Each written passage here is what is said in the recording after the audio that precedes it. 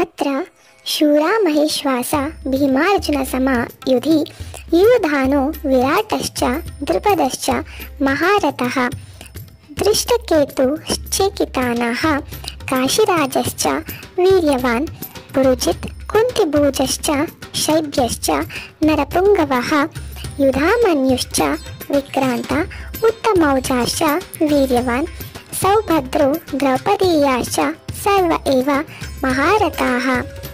ಪಾಂಡವರ ಸೇನೆಯಲ್ಲಿ ದೊಡ್ಡ ಬಿಲ್ಗಾರರು, ಯುದ್ಧದಲ್ಲಿ ಭೀಮಾರ್ಜುನರಿಗೆ ಸರಿಸಮಾನರು ಆಗಿರುವ ಶೂರನಾದ ಯುಯುಧಾನ, ವಿರಾಟ, ಮಹಾರಥನಾದ ದ್ರುಪದ, ದೃಷ್ಟಕೇತು, ಚೇಕಿತಾನ, ವೀರ್ಯವಂತನಾದ ಕಾಶಿರಾಜ, ಪುರಜಿತ್ತು, ಕುಂತಿಭೋಜ, ನರಶ್ರೇಷ್ಠನಾದ ಶೈಬ್ಯ, ವಿಕ್ರಮಿಯಾದ ಯುಧಾಮನ್ಯು, ವೀರ್ಯವಂತನಾದ ಉತ್ತಮೌಜಸ್ಸು ಇವರು ಮತ್ತು ಸುಭದ್ರೆಯ ಮಗನು ದ್ರೌಪದಿಯ ಮಕ್ಕಳು ಇರುವರು.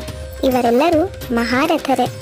ದುರ್ಯೋಧನ ಇಲ್ಲಿ ಪಾಂಡವರ ಪಕ್ಷದಲ್ಲಿರುವ ಮುಖ್ಯ ವೀರರ ಹೆಸರುಗಳನ್ನು ಕೊಡುವನು. ಇವರು ಯಾರನ್ನೂ ಉಪೇಕ್ಷೆ ಮಾಡಲಾಗುವುದಿಲ್ಲ. ಅವರೆಲ್ಲ ಪರಾಕ್ರಮದಲ್ಲಿ ಭೀಮಾರ್ಜುನರಿಗೆ ಸರಿಸಮಾನರು.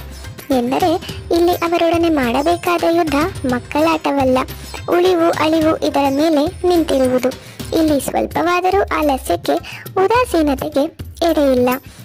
ಯದುಕುಲದ ಶಿಬಿ ಎಂಬುವನ ಮಗನಾದ ಸತ್ಯಕನ ಮಗನಾದ್ದರಿಂದ ಸಾತ್ಯಕಿ ಯುಯುಧಾನ ಎಂದು ಪ್ರಸಿದ್ಧನಾದನು. ಇವನೇ ಮುಂದೆ ಯುದ್ಧದಲ್ಲಿ ಭೂರಿಶ್ರವಸ್ಸಿನ ಮತ್ತು ಕೃತವರ್ಮನ ತಲೆಯನ್ನು ಕತ್ತರಿಸಿದನು. ದ್ರೋಣಾಚಾರ್ಯರ 100 ಬಿಲ್ಲುಗಳನ್ನು ತುಂಡು ಮಾಡಿದನು. ದ್ರುಪದನ ವಿಷಯವನ್ನು ನಾವು ಆಗಲೇ ನೋಡಿರುವೆವು. ದ್ರೋಣನ ಬದ್ಧ ವೈರಿ ಅವನು.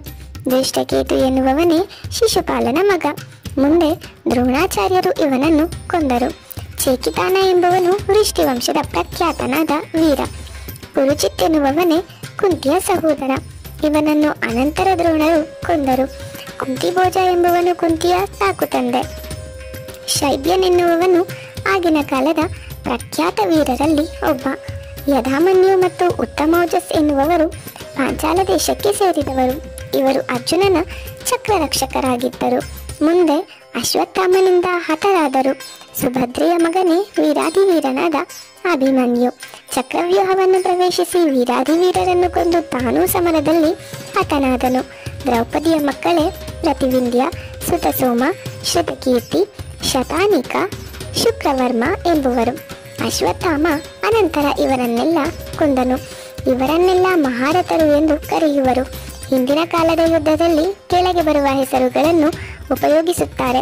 ಯಾರು ಯುದ್ಧದಲ್ಲಿದ್ದುಕೊಂಡು 10,000 ಪದಾತಿಗಳೊಡನೆ ಯುದ್ಧ ಮಾಡುವನೋ ಅವನನ್ನು ಮಹಾರಥಿ ಎಂದು ಕರೆಯುವರು. ಯಾರು ತನ್ನಂತೆ ಇರುವ ಮಹಾರಥಿಯೊಡನೆ ಯುದ್ಧ ಮಾಡುವರೋ ಅವರನ್ನು ಸಮರಥ ಎಂದು ಕರೆಯುವರು. ಯಾರು ಹಲವು ಸಮರಥರೊಡನೆ ಏಕಕಾಲದಲ್ಲಿ ಯುದ್ಧ ಮಾಡಬಲ್ಲವನಾಗಿದ್ದನೋ ಅವನನ್ನು ಅತಿರಥ ಎಂದು ಕರೆಯುತ್ತಿದ್ದರು.